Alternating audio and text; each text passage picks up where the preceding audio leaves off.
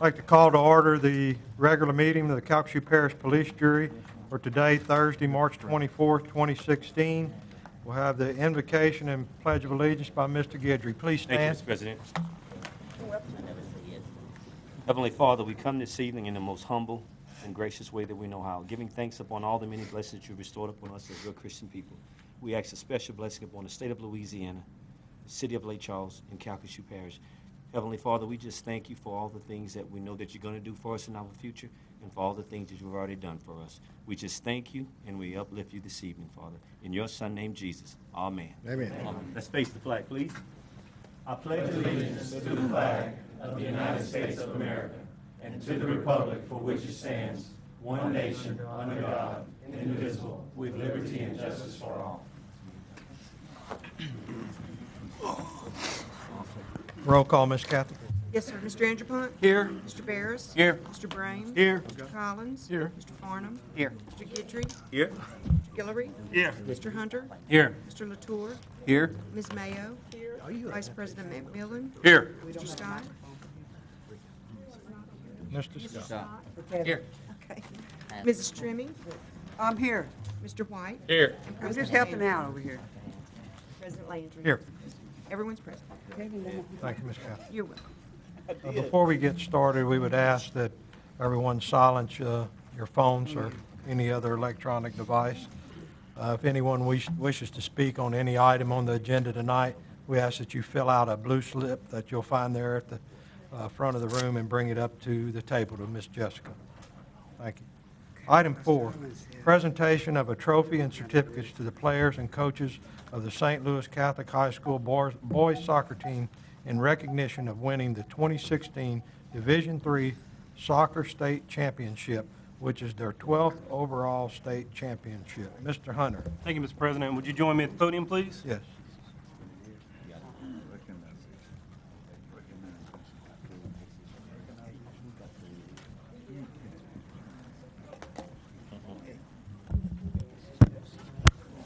Good evening. Coach Ortling, would you join me up front for a moment? As I was driving up here, I was thinking about 12 state championships, and I think Ms. McMillan's going to have to get together with me one night. We're going to have a fundraiser for St. Louis so they can buy a bigger trophy room or a bigger closet for all these trophies. So congratulations. Is there another high school Division III that has 12 state championships? Well, that door was locked. Tied for the most ever in the state, and I think next year we're probably going to break that tie, right? Okay, good deal, good deal. Well, Coach, we want to thank you, and we have a few certificates. I'll ask that you all hold your applause till the end. Okay, good deal. And gentlemen, as I call your name, just please come up front here. President Landry will hand you the certificate, and y'all come up front here so we can have a picture. Connor Cotrera.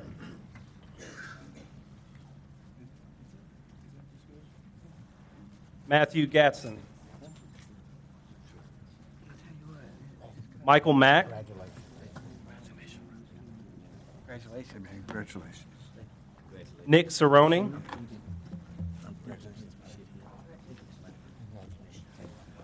Joe Manuel. Good job. Howdy, y'all. Oh, man. Congrats, man. Carter Sutton. Good job, man. Congratulations. Say thank you. Zach Eisner. Congrats. John Henry Ammons. Howdy, y'all. Congratulations. Matthew Dufresne. Good job. Thibaut Fall. Congratulations. Ben Jester. Congratulations. What did you Dawson Goodfriend. George Valome. Congratulations. Congratulations. Christopher Zarek. Congratulations. State champion. Keith Queenan. Congratulations. I'm proud of you. Andrew Alley. Congrats, man. Bryce Rashall. Congratulations. Connor Williams.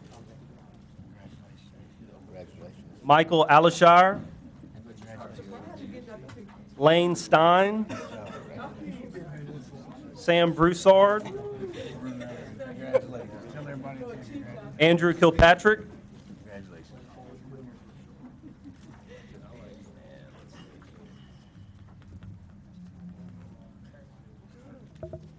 Kirby. Might have to do a team picture. Okay, and then style. Kirby Ortling. Back. And then head coach Jason Ortling.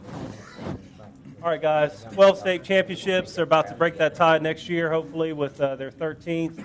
I think these guys deserve a pretty big round of applause.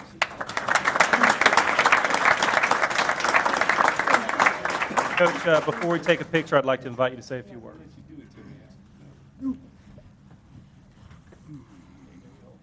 I just wanted to thank the police jury for recognizing these kids.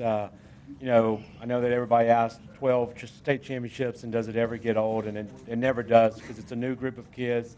And I know this trophy is really special to us at St. Louis. We have a special trophy case with just our trophies from the police jury, so it means a lot.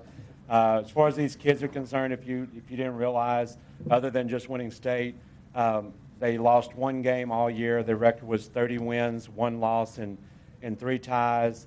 They outscored their opponents 127 goals for, and we only had 11 goals scored against us the entire year. So it's just an incredible team, and for the first time, they were down in the state championship, and just the resiliency that they showed. I guess in a lot of ways it's a true indication of Southwest Louisiana and Calcasieu Parish because, you know, just that coming back and withstanding whatever the opponent gives us and whatever we're up against and being able to overcome. So thank you from the Calcasieu Parish, or for the Calcasieu Parish Police Jury recognition, and thank you for, for a special team. I appreciate it.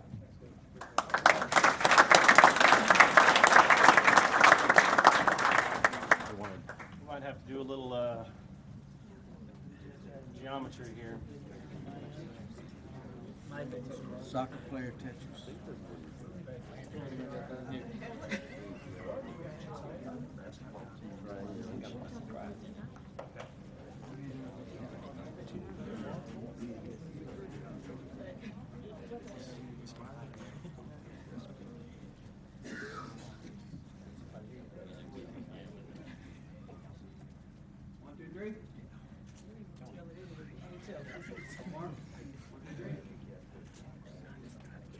Thanks, guys. Thank you all so much.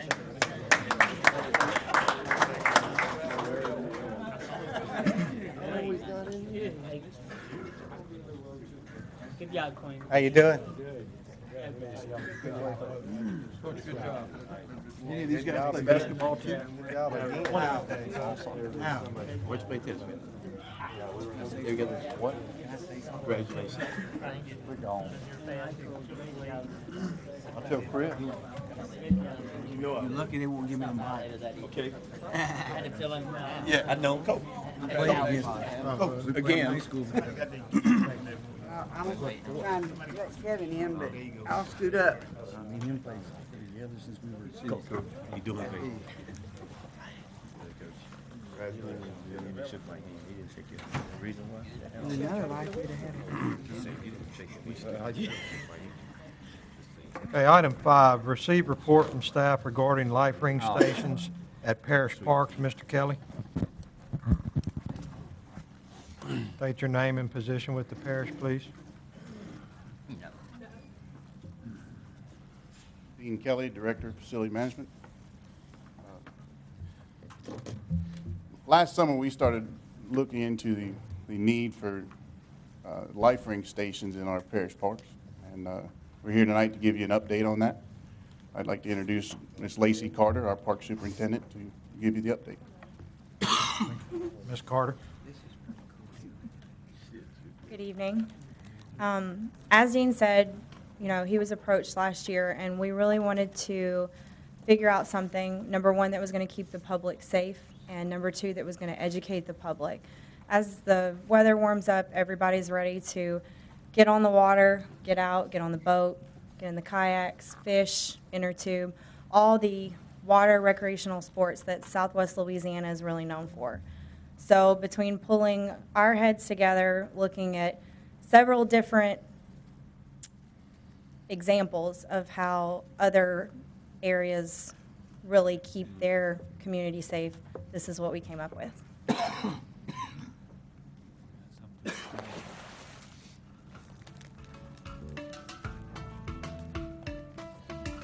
Hello, I'm Chris Landry, Police Jury President. As we enter spring and summer, the Calcasieu Parish Police Jury will be putting new additions at all of our parks. You will soon be seeing new life ring stations placed strategically at each park. We want you to enjoy the parks and all the activities that take place on our waterways. Our goal is to keep you and your family safe while doing so. These life rings will be here for your safety and are be used only in case of an emergency. Stay safe and have a great summer. I'm Ron Johnson with the Calcasieu Parish Sheriff's Office Marine Division. We're here today to talk to you about water safety. I want to bring up a few points that can make your day on the water safe and have everyone come home at the end of the day after a fun day on the water. When planning a day on the water, one of the things you need to take into account is the area you're going to. Plan your trip. If you're going to go to the water, know how deep the water is. For instance, the river behind us. In the middle of the river, it's extremely deep. Along the edges of the bank, it's shallower, but there's drop-offs. There's logs, there's all kind of hazards that you could trip, you could hit, you could fall, you could easily hurt yourself. So have a plan. If you fall in the water, know what you're going to do when you fall in the water before it ever happens. Just, plan to swim to the nearest floating object. Have someone throw you a life jacket. Have a life jacket on would even be good. A throwable, a life ring, anything that floats can help you stay on the surface, create buoyancy until you can get back to the bank. Last year, the Calcasieu Parish Sheriff's Department responded to over 9 different fatalities on the water. Several were boating accidents, several were swimming accidents. Each could have been prevented with either a life jacket or a life ring to assist them. Hi, I'm Hal McMillan, Calcasieu Parish Police Juror District 14. I'm here today at Prion Lake Park to talk about safety around the water. If you're launching a boat or if you got kids around the water, you want to err on the side of safety. Personal flotation devices. Be a mentor to these kids. Wear them. Adults wear them. Show the kids you should wear them. As you're around these docks and these kids could fall in at any point in time, you want to be sure prior to getting here, put those life jackets on. Make sure you're being safe. Err on the side of safety in our parks. Got a lot of beautiful parks here, saltwater, freshwater fishing. Come out and enjoy these parks, but please wear those personal flotation devices and err on the side of safety. And enjoy our parks here in Southwest Louisiana. Hello, I'm Lieutenant Kirk Carroll with the Lake Charles Police Department. As spring and summer approach, area residents and visitors alike will be heading out to the lakes, rivers, and beaches of Calcasieu Parish. In order to have a safe and happy time at these events, there are some safety reminders to keep abreast of. 1, parents, you should always watch your children while they're in and around the water. 2, children and weak swimmers should always wear flotation devices while in open water. Open water is very different from swimming in a pool. There are currents, waves, and wind to deal with, which can tire even the strongest of swimmers. 3, if you have not yet learned to swim, please stay out of the water as your safety is our main concern.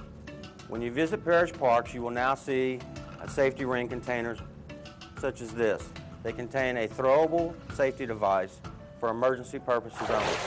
Hello, I'm Petty Officer Donio with the United States Coast Guard, here today to talk about safety on the water. Safety on the water is paramount. Therefore, Calcasieu Parish has these life rings at all parish parks. Today I'm going to show you how to deploy one to a drowning victim in the water.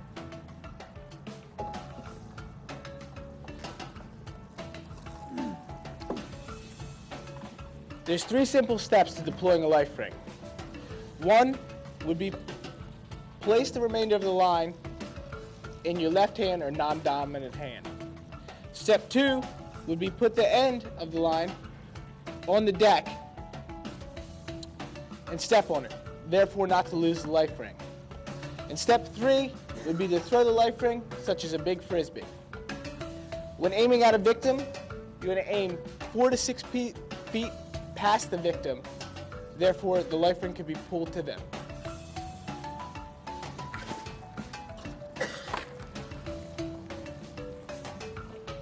Then grab the line and pull it in, as the drowning victim could grab on as you pull it past them.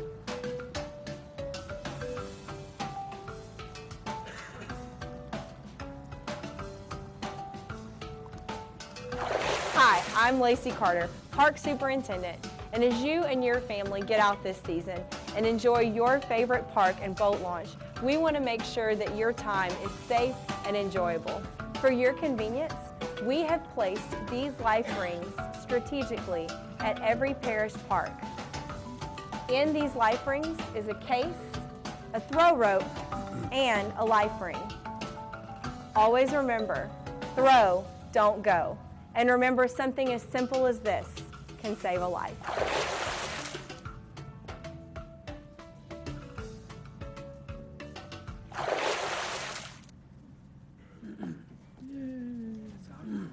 Well, Hal, I was going to go ahead and tell you was the best looking man in that whole person, the whole thing, but then Lacey had the last part, so we'll just say you came in second. That was pretty good. All I know is it the TV puts a little weight on you. It did. Puts a little weight on you. I think it did. You're much, little weight you're on much you. slimmer Yeah. in person. Yeah. Okay. I think it's the restaurant that I does do it. too. You think so? Yeah, maybe so. Go ahead, Lacey.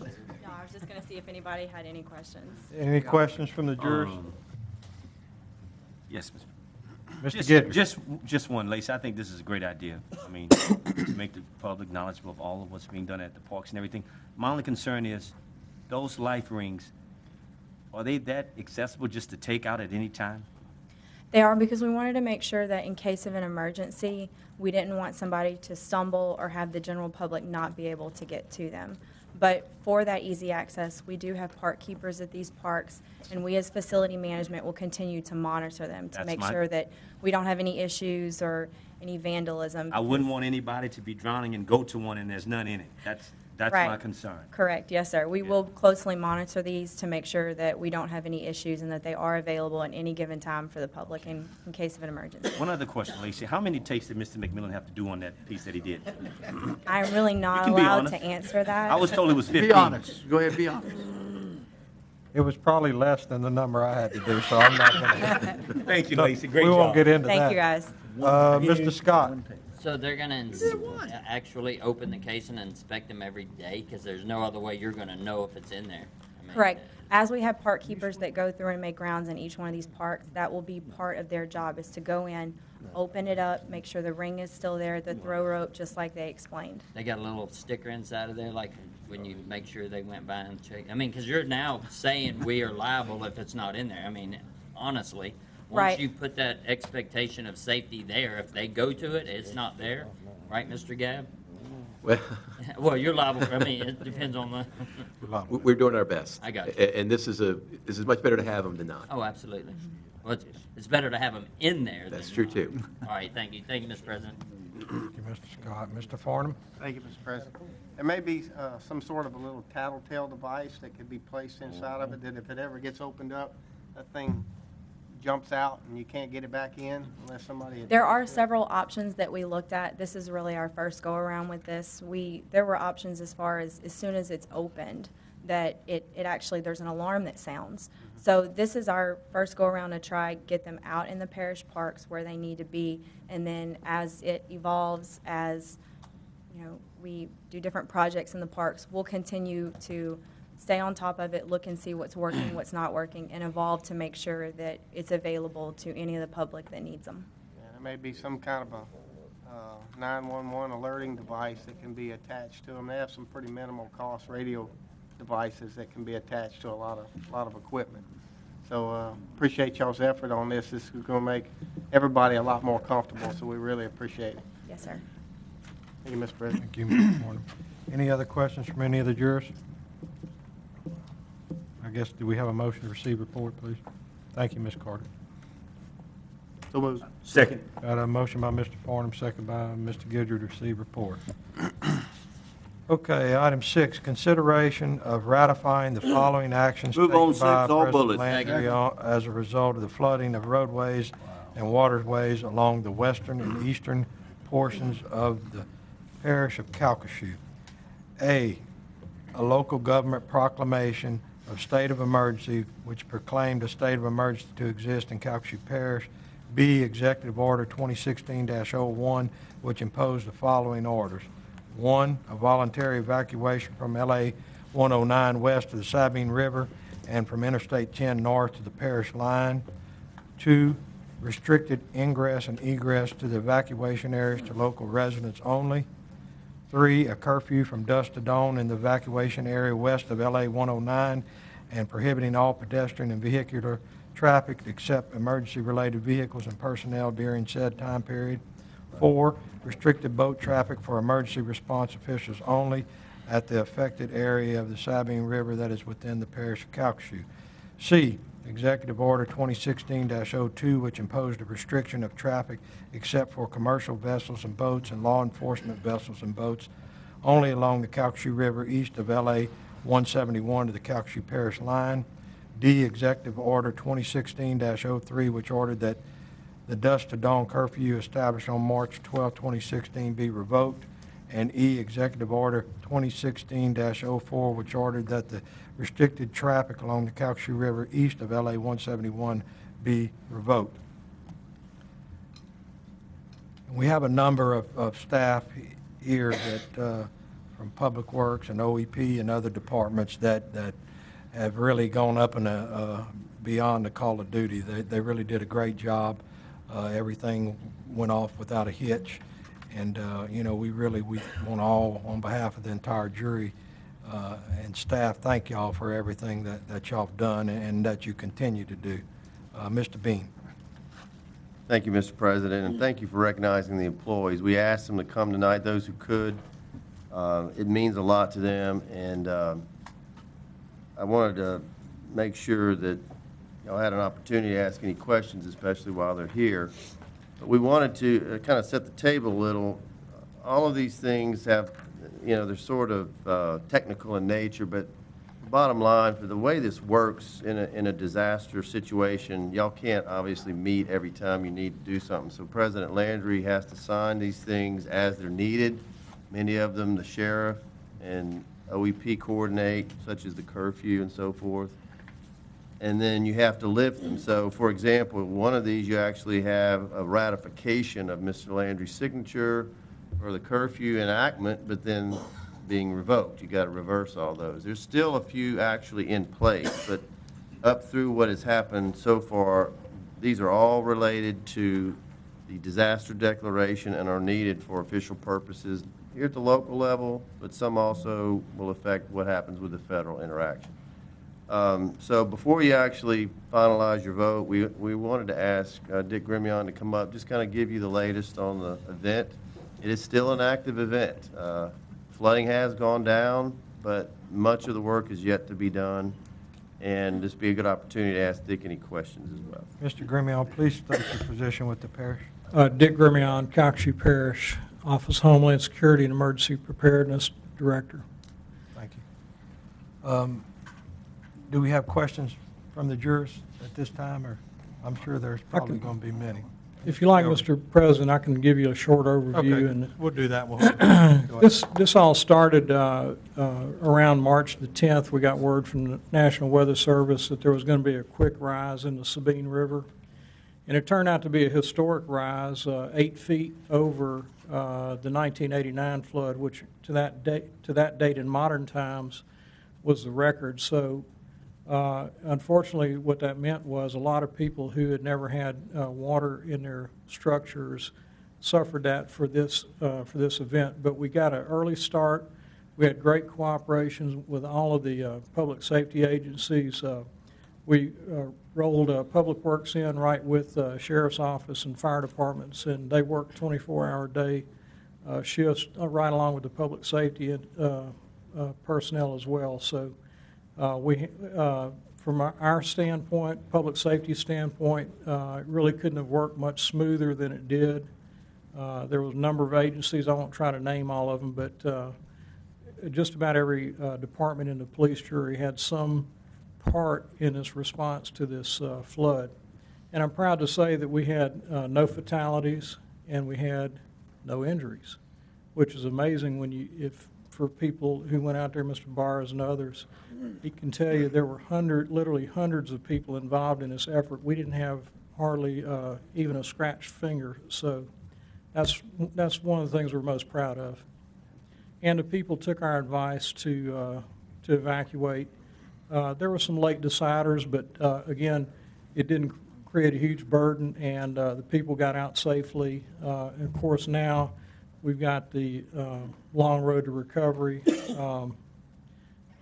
Even though it is a compact area, think hurricane as far as length of recovery on this because there is so much property damage. We think there's somewhere around 500 or 600 maybe structures out there that were affected by this, and about a population of about 2,500 people. So everybody, one other thing I'd like to say is the Vinton community, the Niblets Bluff community, or the Bluff I think they call it out there, and the Starks community have really wrapped themselves around this event.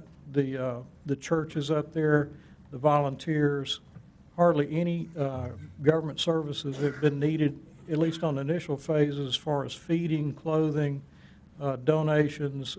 It's just been tremendous, and the community out there is really, like I said, has really come forward in a big way, as well as the whole parish. So with that, I would entertain any specific questions you may have.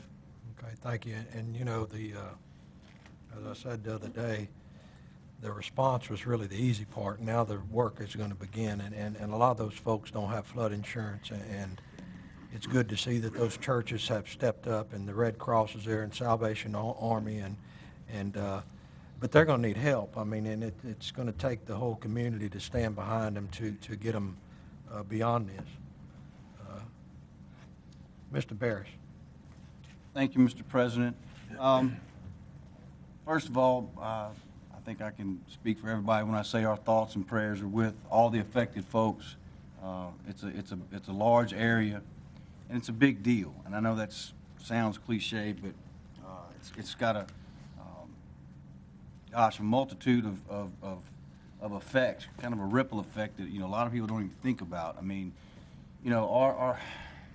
I know we're going to do what's right. We don't know what yet, but we are working diligently to find out a way to make these people's lives whole again. And I'm very confident after seeing the teamwork from top to bottom from our parish and then all the various agencies. The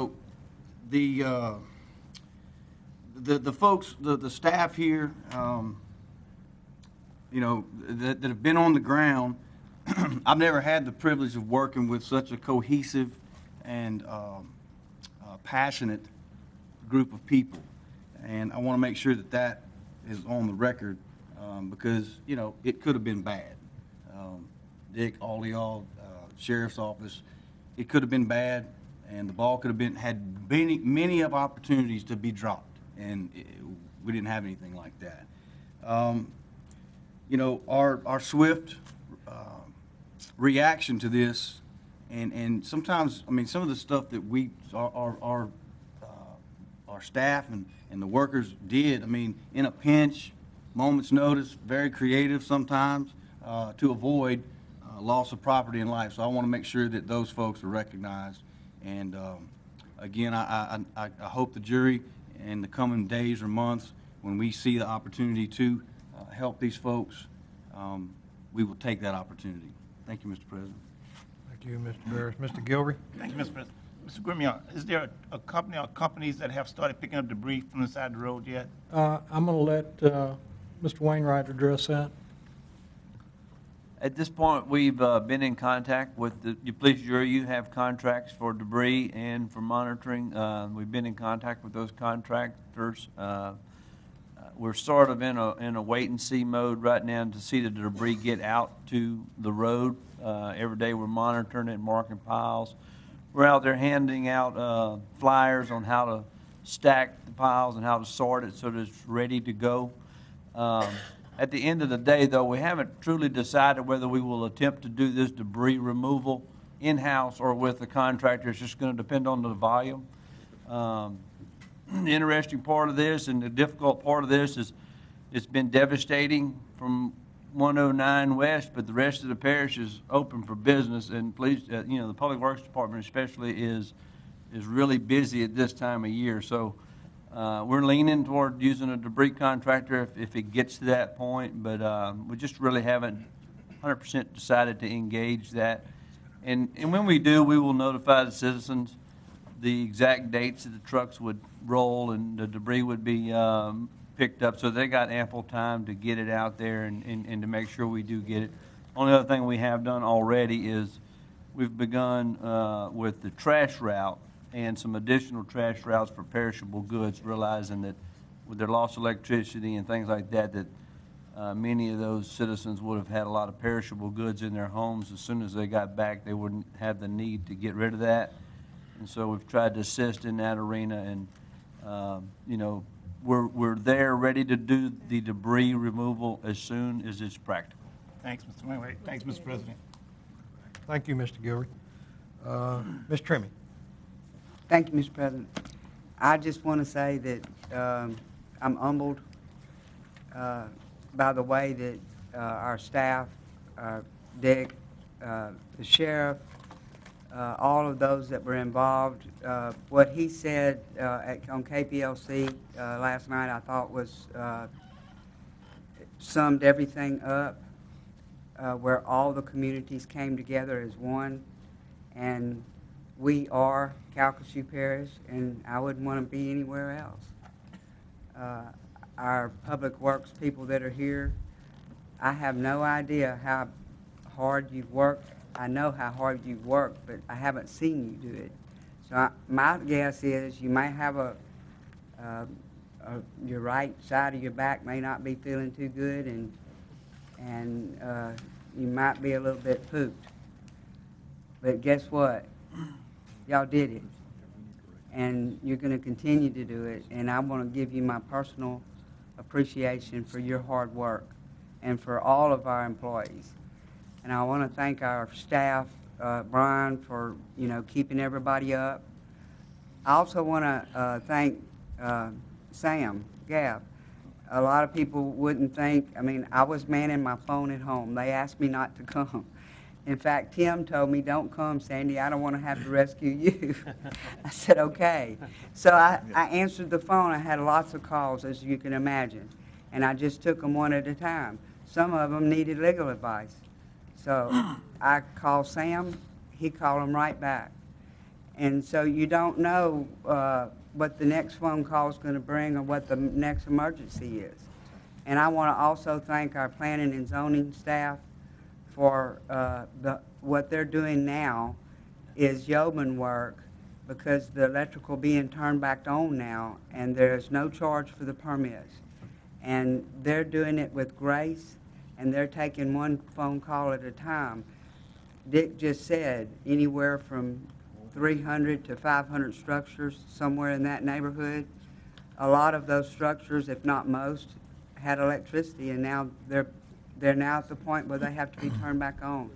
So as our staff, Wes, that wonderful staff that we have in the Planning and Zoning Department that are helping these people get to a point where they can get their electricity and then start cleaning up and start doing what our people are going to do and do the pickup.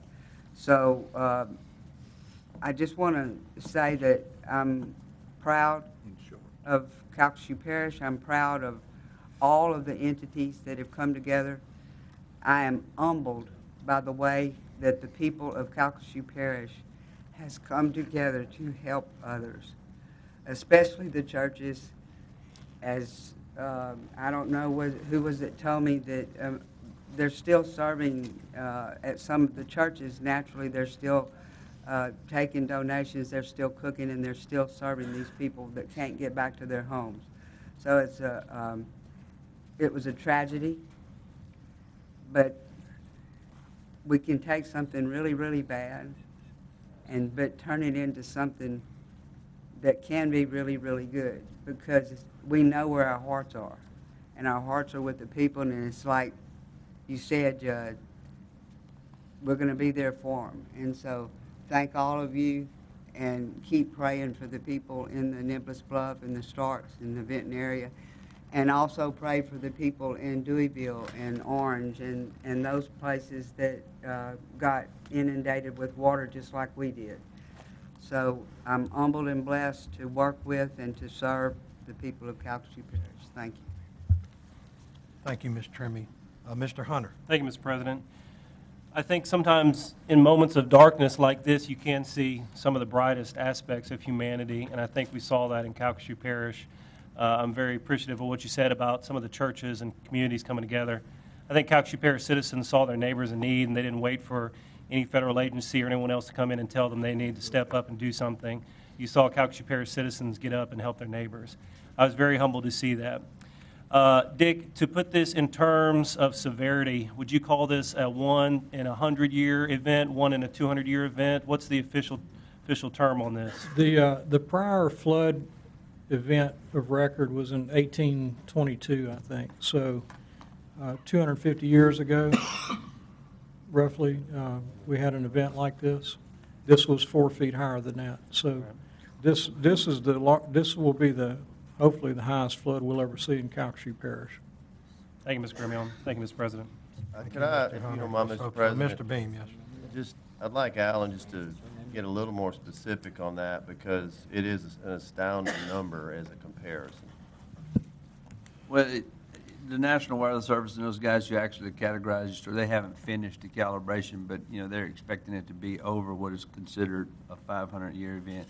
In fact, it'll be big enough that it will actually alter the statistics a little bit and make other storms, when they're recalibrated, you know, go up, the probability. So it's a major flood that will change the game a little bit, especially on the Sabine and maybe even in other watersheds. So, thank you.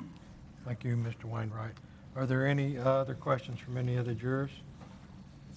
Can I make one other comment? Sure. Mr. Trim, you mentioned the sheriff today. The sheriff specifically singled out our Public Works Department for their work. And it's very unusual for we're used to working in the public safety field, but Public Works is not generally considered public safety. But I can tell you, the sheriff's office, the National Guard, took those guys in just like they were one of them. It was very, very unusual for something like that to happen. I just wanted to point that out to you. Thank you, Mr. Green. Shows their level of competence. Mr. Beam. Mr. President, with your permission, I appreciate asking all those who came tonight who worked the event to stand, and we can show our appreciation. Please do that. Y'all please stand. We'll stand for you.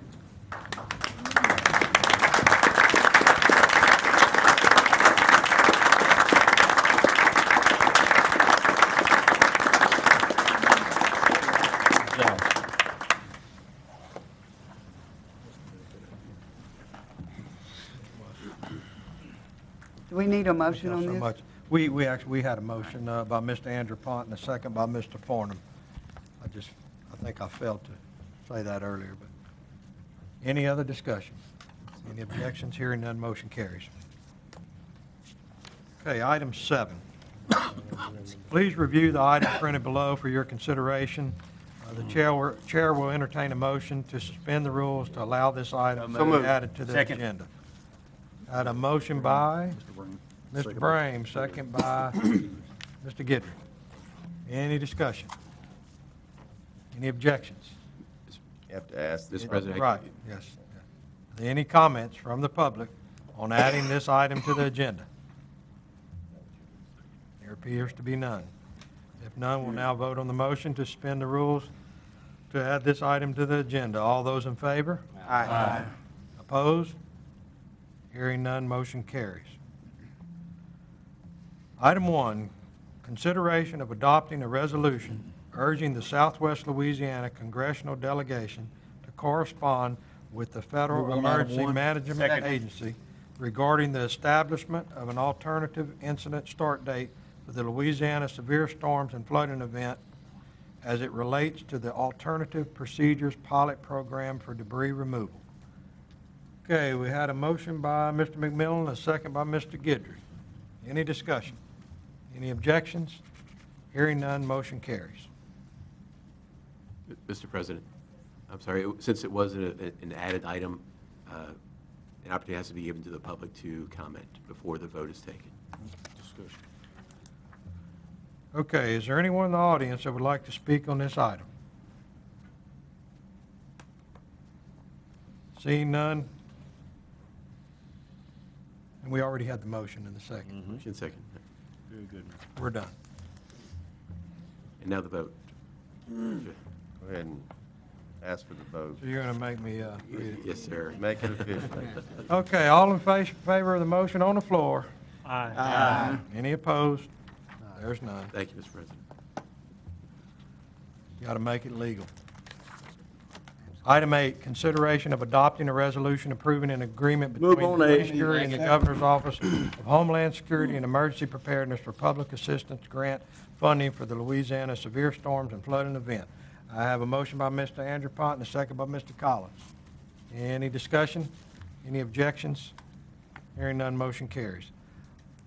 Item 9, take appropriate action on applications for liquor and beer permits. Mr. Crane. Mr. President, we have two applications before you Move to tonight. We approve. recommend that they be approved.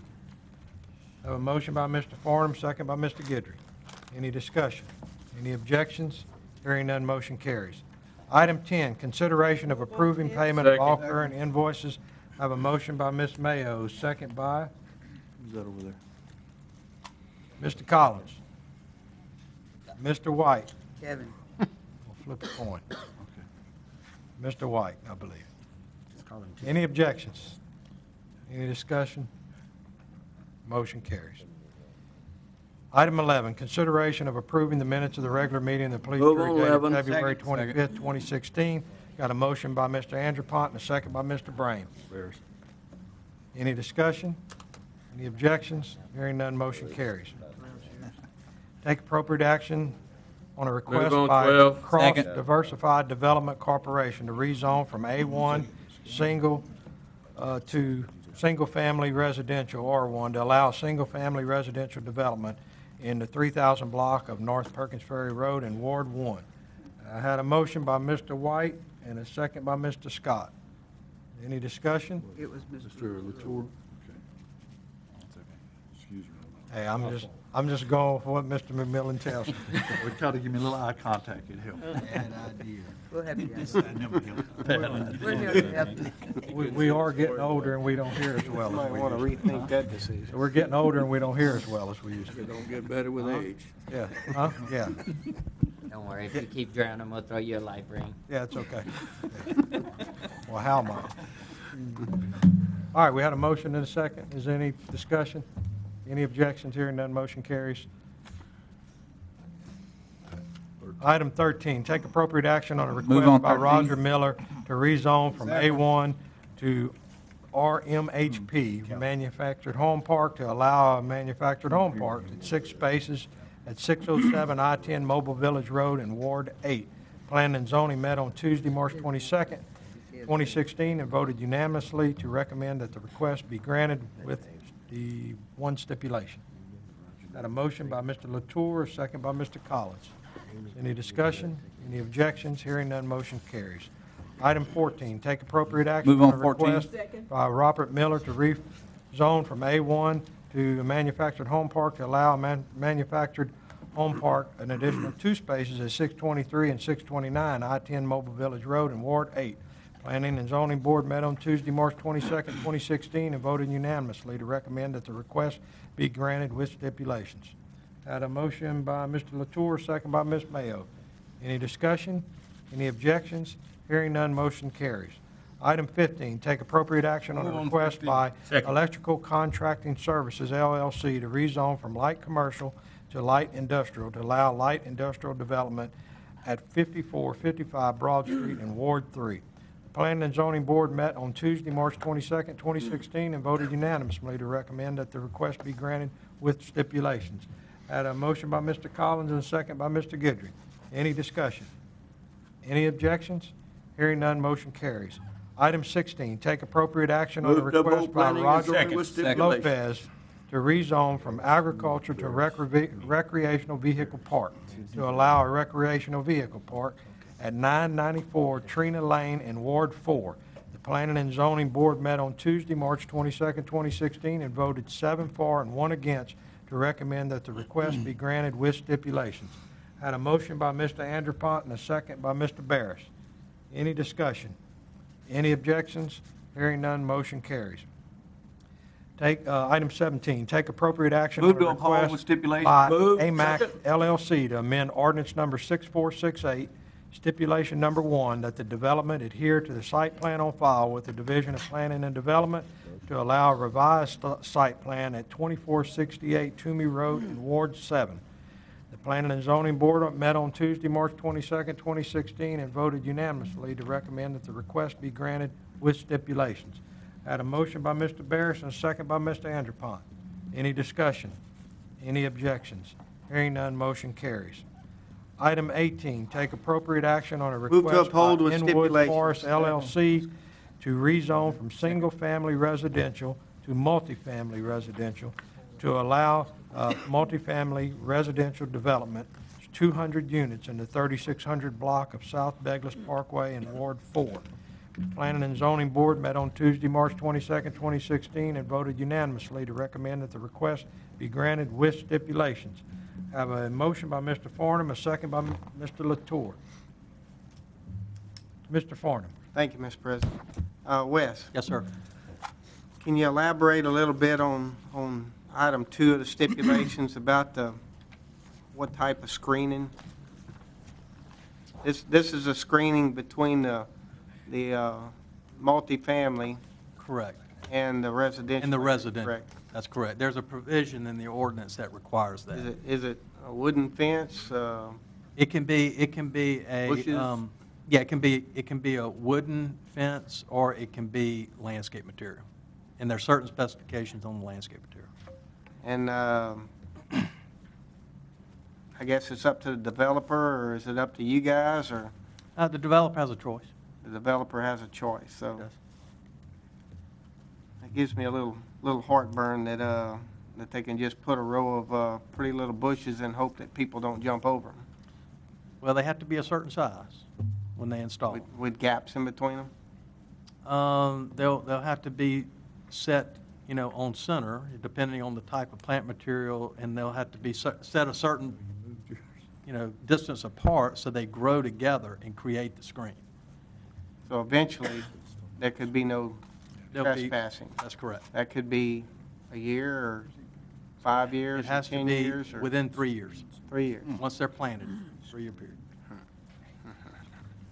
Well, I'm gonna make another motion that we put the stipulation, instead of 2 reading the way it does, that number 2 reads that it be a 6-foot privacy wooden fence. And I would offer that up as a motion. Second. Now's the time. Have a motion by Mr. Farnum and a second by Mr. Scott to add a 6-foot wooden privacy fence. In lieu of Instead of the what number 2 vegetation, says. to cover, Mr. Crane, go ahead. That's fine. I was just going to, I think the developers are here tonight, and so they may want to speak on that. Okay, I will give them the opportunity in a moment. Okay. If you would, sir, go ahead and come up to the podium, state your name and address for the record, please, and who you're representing. Mr. President, members of the jury, Scott Lenz, 3205 West Ray Road, Chandler, Arizona. I'm here representing both Mr. Nelson, who is the owner of the property, and the applicant developer. And we are okay with the stipulation for the 6-foot privacy fence. Okay. And we are talking about the new multifamily and the new residential. Is that correct?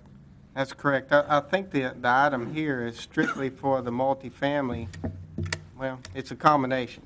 So I know you guys had already agreed to the fact that there would be a 6-foot privacy fence between the subdivision and the subdivision to the south. Correct. I think y'all had already agreed to that.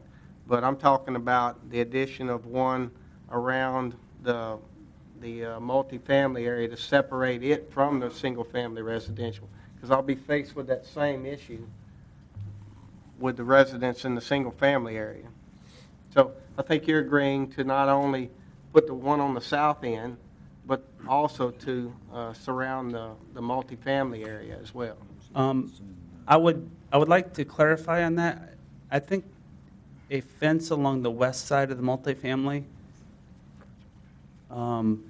would be adequate, because there's a 100-foot vegetation buffer easement along in front of the bayou, and then it's about 80 feet across the bayou, and then the development to the north of that, there's still another 100. It's about 100 foot across the lake there. So I think Mr. Nelson spoke to this the other night. It's about 300 foot from house to where the row of lots in the multifamily would be. So we can put that as part of the added stipulation that it only be where it abuts the property on that west side. Doesn't need to be along the lake. It can just be where the traffic can flow in and out, right? That clear enough, Wes? Yes, sir, I think so. I'm looking at the photograph and the plan. Yes, sir, that's the area that I presume that you were talking about. That's the one I'm talking about. Okay, That's fine with us. okay. So we can add that as stipulation number 2 instead of the way it reads. We could replace what's there with that verbiage. That'd be adequate? That sounds good to me, Mr. I don't think you replaced it. Or does that verbiage need to be in there and we need to add as another stipulation? There may be some areas that this needs to apply that isn't specific to a fence. Well, that's what we were going to do is wherever the ordinance requires it to be located adjacent to residential property, that's where we're going to require that it be placed. That's one of the areas right there. The other one is the entire south border. It could be along the south border too. Could be. That was the one I was specifically talking about when we discussed it earlier, was the entire south border. Okay, well, that's where it goes between the other residential area. Because the listen. density is much greater on one side of the fence than it is on the other. Well, just let me clarify. Those are single-family homes right there, adjacent to single family. So there wouldn't be a requirement under the ordinance to screen that. Now, if the developer wants to place a fence there between those properties, Okay. Well, let's do it this way. Let's leave this number 2 the way it states, and let's add a 4th stipulation that there be a 6-foot wooden privacy fence on the entire southern border of the property. Okay. And along that section, however you need to say that, between the multifamily and the residential. Correct. Okay. Are you all right with that, sir? That is fine. In agreement? Very good. Thank you. So we need to. Is that all? Oh, yeah, I think that's. Miss Kathy, I'm sure you got all that. Yes, sir, I do. Half of us probably Probably a didn't. lot We know better you than got we it. said it. Yeah. Underneath the second to the amendment. When she gets through with it, it's going to make sense. I promise you. Okay, so we have the second motion on the floor by Mr. Farnham, and to add item 4 with the fencing in the areas that were mentioned, and the second by Mr. Scott. Is there any discussion on that particular issue? Any objections? Okay, hearing none, that motion carries. We go back to the original motion. I think, was that Mr. Andrepont that made that? I made the motion to. So if we with- made with the original, stipulations, with I'm all sure. stipulations. Okay. Including number 4, I'm the- sure the you're good addition. with it, and whoever made the second is also in agreement with that. Okay. Any further discussion? Any objections? Hearing none, motion carries. You're good. Are you good? I'm good. If you're good, then we're good. And if you're not, I know you're going to let us know. Okay. Item 19, take appropriate action on a request by the Calcasieu Parish Division of Planning and Development to rezone certain tracts of land from general commercial and Move to light discuss. industrial to mixed residential to maintain the residential character of the area in the 2200 block of Carolyn Street and the 2100 and 2200 block of Galen Street in Ward 4. The Planning and Zoning Board met on Tuesday, March 22nd, 2016, and voted unanimously to recommend that Lot 16 and 17, Block 2 of Birchwood subdivision, the easternmost lots remain zoned general commercial, and all other tracts within the study area be zoned to mixed residential. I have a motion by Mr. Farnham to discuss and a second by Mr. Hunter. Mr. Farnham. Thank you. Wes, these are the 2 lots that we talked about that are along the interstate. That's correct. Where the sign exists. Absolutely. And those are the only 2 that were removed from the rezoning? That's correct. Those needed to remain in place because they do have those off-premise signs there, and they need to be zoned that way in order to keep those signs there. Okay, and everything else, I know there was some discussions about some of the ones on Gayland being in opposition, but. There was, and I do think that we had a couple of folks speak on that, two of the owners. One of the owners, they have a hair salon, and they do business off-site, and they wanted to make sure they were going to be able to do, maybe possibly open up a small office or hair salon within their home, and they can do that under a home occupation. The ordinance allows them to do that, so I think they were satisfied with it. So they're still covered? Yes, sir. And I think this is really going to get that entire area back in a really conforming manner. So, Yeah, I do too. Appreciate y'all's work on this, and I would make a motion to uphold planning and zoning with Second. stipulations. Same. No, there are no stipulations. Okay, is there any further discussion? Okay, we had a motion by Mr. Farnum, second by Mr. Hunter. Any objections? Hearing none, motion carries. Item 20, consideration of adopting an ordinance to amend the Code of Ordinances of Calcasieu Parish, Louisiana, to include provisions for workforce housing. The Planning and Zoning Board met on Tuesday, March 22nd, 2016. Voted unanimously to recommend that the ordinance be amended. I have a motion by Mr. Scott and a second by Mr. Gilry. Mr. Crane, Yes, sir. did you need to speak on that I item? don't particularly need to speak unless you'd like for me to speak. Hey, I'm good. Your if there's name's out by questions. the I think side there was of an it. attachment to the actual item. Basically, well, just briefly, if you don't mind. Sure. What we're doing is really defining what workforce housing is. We don't have a definition in our ordinance right now that defines that. And so we're trying to do that. And we're trying to say what it is and what it is not. And so it's not a hotel, it's not an RV park, you know, and so I think it's going to clarify a lot of things. It also, what this does, it's going to open up some additional properties because we are going to allow for some C3 central business commercial properties that are abutting industrial properties to be considered for workforce housing. You have to have 5 acres of land in order to do that, but I think it will help us to open up some of those properties too. And it just codifies some of the things that we've been doing our process right now. And so that's what this is about. In the future, we'll come back later and have some development standards that we are looking at, and we'll bring those before you later too. So, Thank you, Mr. Crane. Are there any, Mr. Farnum? Thank you, Mr. President. I guess with this industrial property in itself, there are some buffer restrictions that are set in place to make sure that these things can't go right up to even a residential area. And I guess there's probably fewer opportunities for that need than there are maybe with commercial. There's more commercial property that could be intrusive to a residential area. Did y'all look at that and set some buffers that?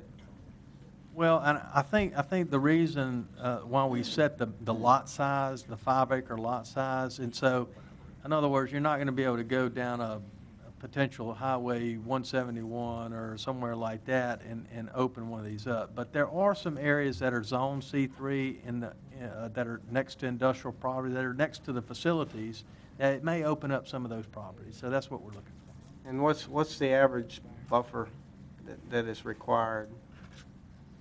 Say it does abut residential property but it's close to the industry as well. Is there a 100-foot buffer that you have to stay away from the? There's really not a buffer requirement in the ordinance, but what it's going to require them to do, they're going to have to get an exception anyway in order to be able to do this. So there could be some stipulations that are placed on them in order to impose some buffering requirements. Now, screening, actual screening will be required. Okay, so there'll be that door will be available. Absolutely. That the restrictions can get put on. They won't be permitted as of right, so they still will have to go through a hearing process, and that will give us the opportunity to. All right, thank you very much. Impose some. Thank you, Mr. Farnum. Any other discussion or questions for Mr. Crane or any other jurors? Is that all, Mr. Crane? I was going to ask Mr. Wes Bean? if he You don't have to take action, but I know it's of interest throughout the parish on any of these worker village items. And the Planning and Zoning Board did take action Tuesday, and I'll let Wes know. Yeah, the board actually voted to approve a workforce housing facility on the Vinton Port, in the Vinton area. And so it was unanimously approved for that to happen. So that was good news for us, and so they can move forward in getting that established. Thank you, Mr. Crane. Any other discussion? Okay, we had a motion by Mr. Scott and a second by Mr. Gilry. Any objections? Hearing none, motion carries. Item 21, consideration of adopting an ordinance to Move on amend the 21. Code of Ordinances of Second. Calcasieu Parish, Louisiana, relative to peddling. Mr. Bowling. Thank you, Mr. President. As you know, most of this work started about 1.5 years, 2 years ago by our late friend, Mr. Alan Smith, who did a lot of work on the peddling ordinance. Since that time, Mr. Hunter was kind of led that effort also with several of you guys and ladies to kind of revise that peddler ordinance. Well, since that time, we've met, and it really started evolving as we tried to get similar to the City of Lake Charles peddling ordinance. So law enforcement could go out there and really kind of have a way to enforce it the same ways in Ward 3, outside the city, the parish. And so we met with law enforcement, and we came up with these revisions to the ordinance. Some kind of points of emphasis on it, which really came from our discussions over the years on peddling, because we had problems with that. Some of our points of emphasis in the ordinance is, number one, a federal background check, which I think everyone on the jury at that time wanted. We have put that in the ordinance, and there's certain charges that go in there within the last 7 years. So that's in the revisions. Also, $100 per person to be a peddler. The peddling hours are now, you cannot peddle before 9 a.m. or after 6 p.m., 7 days a week, and you must approach the front or the main entrance of any home that you go to, which I thought was very important. A lot of our complaints had peddlers going around the backyard, disturbing barbecues and things of that sort. So that was put in there. Another item that was put in there, and actually was kind of, Marshall Alcee did it. He put it in the city's ordinance, which if you post a sign, I say a sign, if a sticker, I actually have one on my home that says no solicitors, a peddler cannot knock on your door and must leave the premises. We had these made, and they are ready to give out to citizens if you choose to pass this ordinance or revisions tonight. Mr. White had a great idea about putting these at the local libraries in different places across the parish, so the citizens wouldn't have to come downtown and get those. And I will talk to the libraries on Monday, and we'll get them out there for that. Those are our main items to the peddler ordinance revisions. It does not impact Girl Scouts, high school sports, politicians going to the door. I think somebody had asked that last time too. But it did not impact any of those things that we've always become the norm that we can do. You just disappointed quite a few people over that last one. Including us up here, I think, too. So, I'd be okay if you added that. That'd be okay, too. I'd second it. You would think that this would have been a quick process, but as Alan used to say, it's not as simple. They actually have a guide that you have to research, a guide to writing a good peddler ordinance. And so this is what we have before you tonight for you to approve. Thank you. We appreciate your work on that. Mr. Hunter? Thank you, Mr. President. Dane, I want to say thank you as well for your work on this. I think it's very important that we speak with one voice on this. I think some of the gentlemen or women that are involved in this business, they certainly deserve to have the same regulations between Ward 3 and Calcasieu Parish and Lake Charles. So while many of us consider them to be an annoyance, and we can get these on our doors if we do feel that way, some of them are trying to earn a living. And so I think what we've presented them with is a very fair and level playing field. And again, Dane, I thank you. I'm glad that we are on the same page with the City of Lake Charles. And are we on the same page with City of Sulphur on this? No, Mr. Hunter, we are not. Okay. The Sulphur will have to revise our ordinances too. Okay.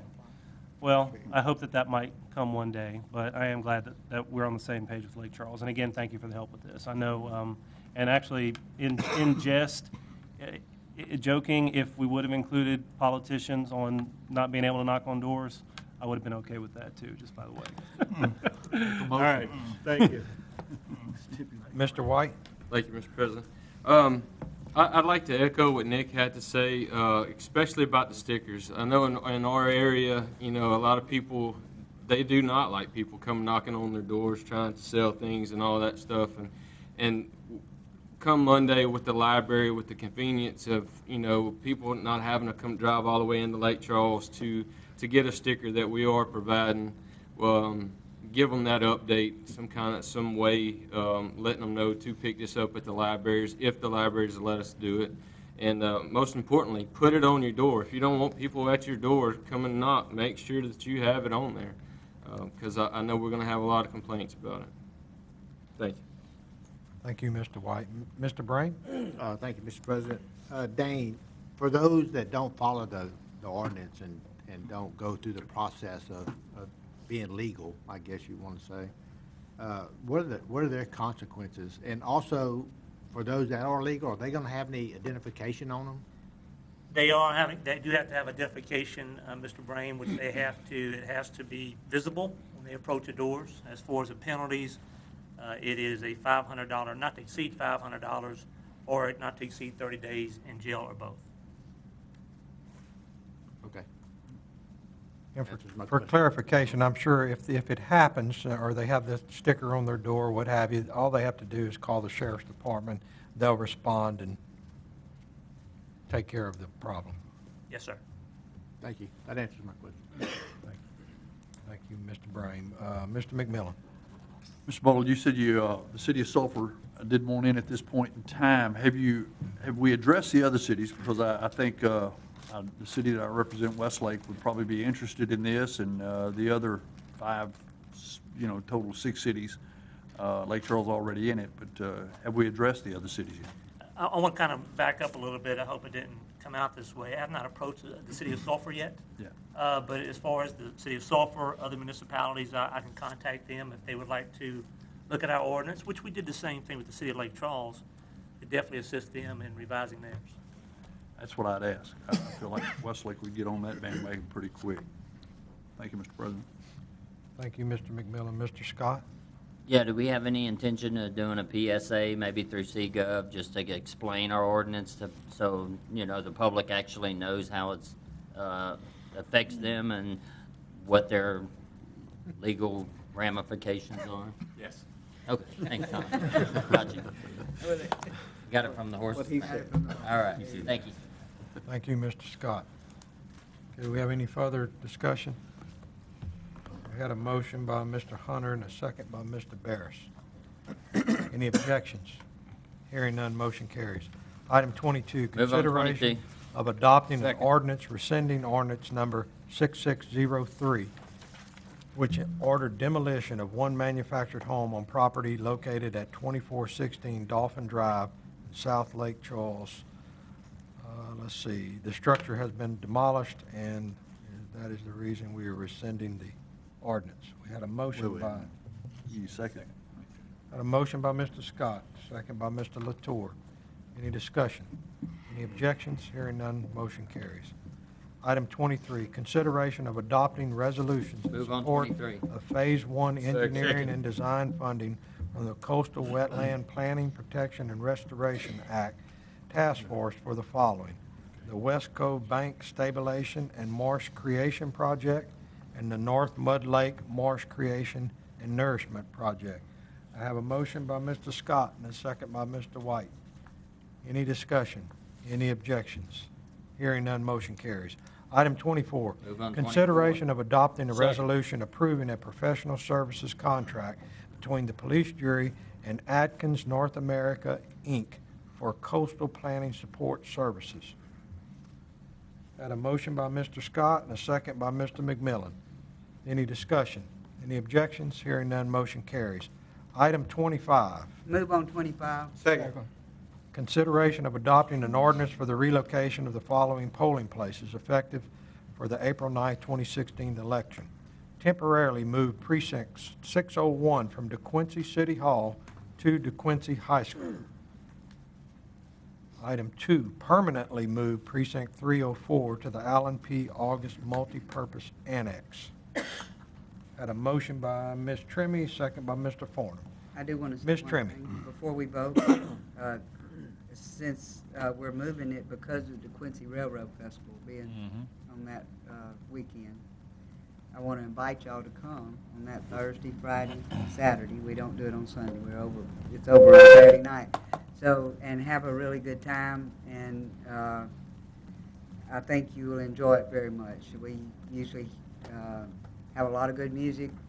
On Friday night is usually gospel music, and it's really fantastic. So come join us in DeQuincy for the Railroad Festival. Thank you. Thank you, Mr. Trimmy. Okay, we had a motion by Ms. Trimmy, second by Mr. Forner. Is there any further discussion? Any objections? Hearing none, motion carries. Item 26. Move on 26. Consideration of adopting a resolution approving a renewal of the cooperative endeavor agreement between the police jury, the City of Lake Charles, the Calcasieu Parish Sheriff's Office, and the Port of Lake Charles, wherein each entity will contribute funds towards the cost of extending the operating hours of the Calcasieu Parish saltwater barrier for a one-year period. Mr. Bowling. Thank you, Mr. President. As many of you can recall, this really started back in 2012, kind of a brief history. In December of 2012, the Corps came in and reduced the hours from 16 hours a day to 12 hours a day. And when we're talking the saltwater barrier, we're talking about the vessel locks, where actually boat traffic goes through it. Well, after about a year and a half of trying to find options, a local partnership was formed between the Sheriff's Office, the Port, us, and the City of Lake Charles to provide that funding. We have just completed our first year of funding, and you may say it's kind of early to get it ready for the following year in 2017, but it does take quite a while for the Corps to approve this process. So we are here today to kind of show you the numbers over the years. I'm pleased to say that during last year, we had a record number of lockages, all-time record.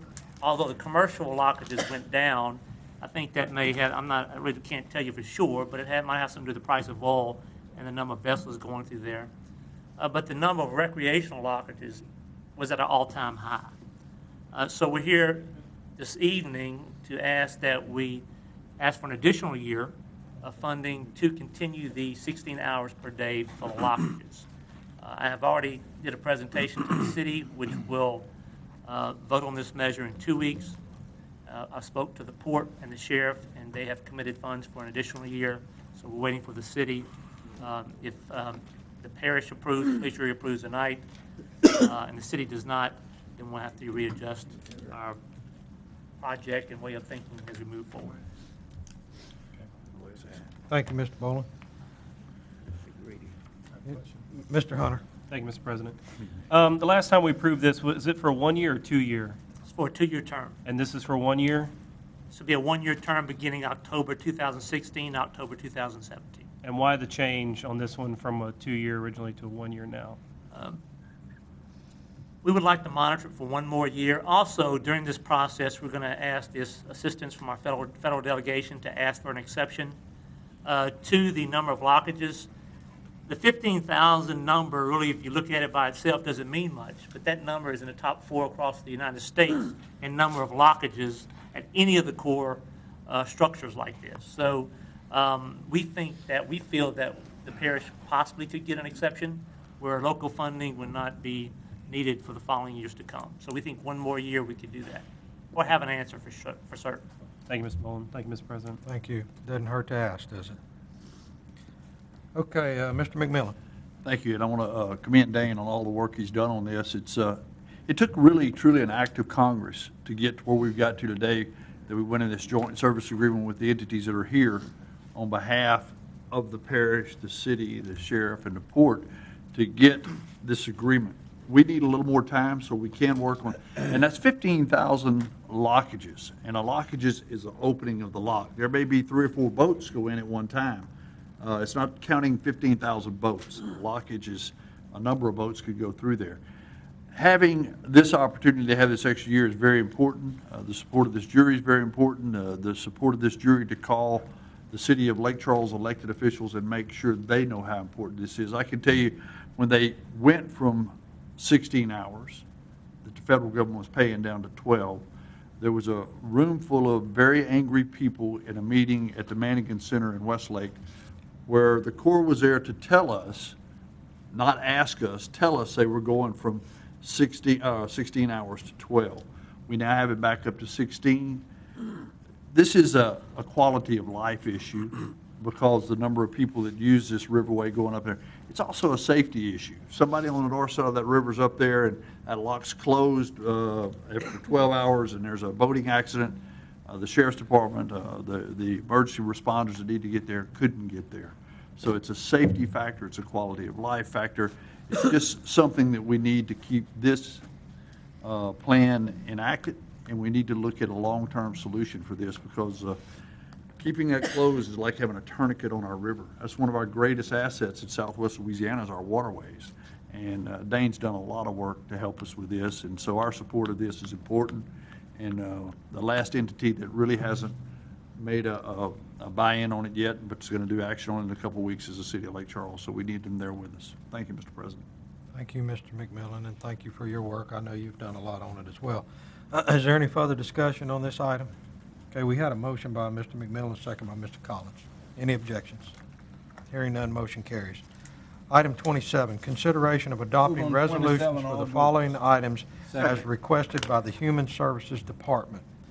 A, approving a cost reimbursement agreement between the police jury and the Department of Children and Family Services for participation in the Supplemental Nutrition Assistance Program, Education and Training Program as well. B, approving a memorandum of understanding between the police jury and the City of Lake Charles relative to each entity's role in administration of the SNAP and E&T program. C, certifying that the Calcasieu Parish Police Jury Housing Choice Voucher Program is categorically excluded from activities listed at 24 CFR 58.35 because it is a tenant-based rental assistance program. We had a motion by Mr. Collins, I'm assuming that's on all bullets, and a second by Mr. Anderpont.